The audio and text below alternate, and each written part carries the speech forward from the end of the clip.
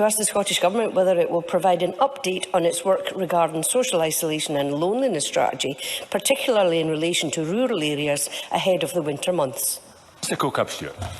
Thank you. To support the delivery of our Social Isolation and Loneliness Delivery Plan, we implemented the Social Isolation and Loneliness Fund in March 2023. 53 projects are currently operational across Scotland, delivering projects within communities that provide opportunities for people to connect. At the end of Year 1, projects reached 11,293 individuals, with a focus on priority groups most at risk of social isolation and loneliness. We know social isolation impacts on mental health, and that is why we continue to support the National Rural Mental Health Forum to build the confidence of rural organisations to deliver mental health support to their members and networks. Emma Harper.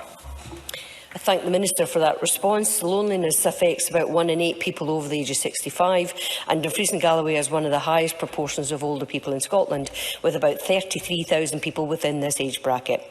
And I understand what the Minister is saying about mental health. So it means that we've got about 4,000 older people in the region that are struggling with the negative feelings that result from feeling lonely. Added to this in D&G is rurality.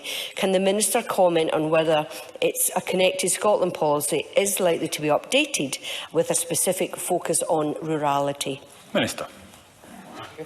10 out of the 53 projects of the Social Isolation and Loneliness Fund are based in rural locations. Befriending Network Scotland also receives £40,000 per year for 3 years from the Scottish Government.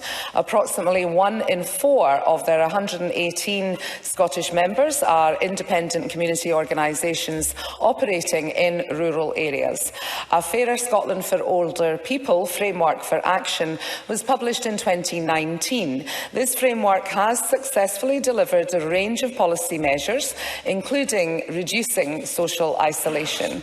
The Scottish Government is now undertaking a refresh of the strategy, which includes the roundtable in Dumfries to hear from older people as part of the refresh of the framework.